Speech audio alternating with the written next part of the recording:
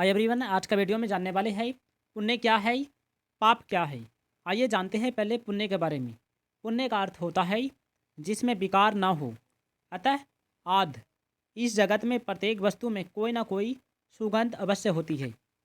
यथा फूल की सुगंध या जल, पृथ्वी, अग्नि, वायु आदि की सुगंध समस्त वस्तुओं में व्याप्त अदूषित भौतिक गंध जो आद सुगंध है वह कृष्ण है। इसी प्रकार प्रत्येक वस्तु का एक विशिष्ट स्वाद रस होता है और इस स्वाद को रसायनों के मिश्रण द्वारा बदला जा सकता है। अतः प्रत्येक मूल वस्तु में कोई ना कोई गंध तथा स्वाद अवश्य होता है। विवासु का अर्थ होता है अग्नि। अग्नि के बिना न तो फैक्ट्री चल सकती है, न भोजन पक सकता है। यह अग्नि कृष्ण है। अग्नि का तेज उष्मा की कृष्ण है। वैदिक चिकित्सा के अनुसार कुपच का कारण पेट में अग्नि की मंदता है।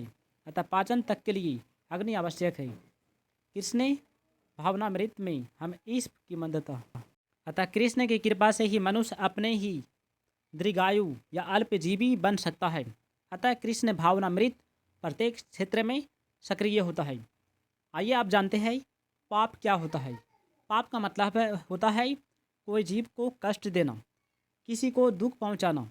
इसका मतलब होता है पाप, यानी कि अधर्म। और पुण्य का मतलब तो आप तो समझ ही गए हैं, जिसमें दूसरों को सुखी प्रदान करी, अपना दुख को छोड़कर जो दूसरों की सहायता करी वो सुख होता है। बलवान पुरुष की शक्ति का उपयोग दुर्बलों की रक्षा के लिए होना चाहिए, व्यक्तिगत आक्रमण के लिए नहीं। इसी प्रकार धर्म सम्मत मैथुन संतान उत्पत्ति के लिए होना चाहिए, अन्य कार्यों के लिए नहीं। अतः माता पिता का उत्तरदायित्व यह है कि वह अपनी संतान को कृष्ण भावना भावित बनाएं ताकि वह कृष्ण की पूजा करें। तुम जान लो कि मेरी शक्ति द्वारा सारे गुण प्रकट होते हैं, चाहे वो हो सतोगुण हो, रजोगुण हो या तमोगुण हो। एक प्रकार से मैं सब कुछ हूँ, किंतु स्वतंत्र हूँ। मैं प्रकृति के गुणों के अधीन नहीं हूँ, अपितु वह मेरे अधीन है। सारा संसार प्रकृति के 3 गुणों में मोहित है। जो लोग इस प्रकार से 3 गुणों के द्वारा मोहित होता है वे नहीं जान सकते कि है कि परमेश्वर कृष्ण इस प्रकृति से परे है। प्रत्येक जीव को प्रकृति के वशीभूत होकर एक विशेष प्रकार का शरीर मिलता है और तदनुसार उसे एक विशेष मनोवैज्ञानिक, मानसिक तथा शारीरिक कार्य करना होता है। प्रकृति के 3 गुणों के अंतर्गत कार्य करने वाले मनुष्य की 4 श्रेणियाँ हैं।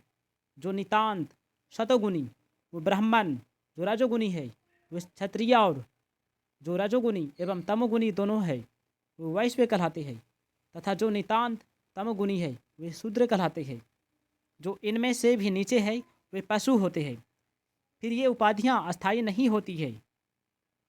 यद्यपि यह जीवन नश्वर है और हम नहीं जान पाते हैं कि अगले जीवन में हम क्या होंगे, किंतु माया के वश में रहकर हम अपने आप को देहात्मा बुद्धि के द्वारा अमेरिकी, भारतीय, रूसी या ब्राह्मण, हिंदू, मुसलमान आदि कहकर सोचते हैं। और यदि हम प्रकृति के गुणों में बंध जाते हैं तो हम उस भगवान को भूल जाते हैं जो इन गुणों के मूल में है।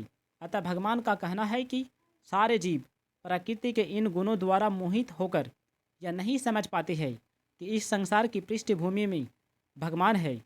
जीव कई प्रकार के होते हैं, यथा मनुष्य, देवता, पशु आदि, और इनमें से हर एक प्रकृति के वश में है। और ये सभी दिव्य पुरुष भगवान को भूल चुके हैं जो रजोगुणी तथा तमोगुणी है। दोस्तों, यदि आपको वीडियो अच्छा लगता है तो इस वीडियो को लाइक करके चैनल को सब्सक्राइब करें। इसी तरह से वीडियो को पाने के लिए और कमेंट में जय श्री कृष्ण अवश्य लिखिए। धन्यवाद।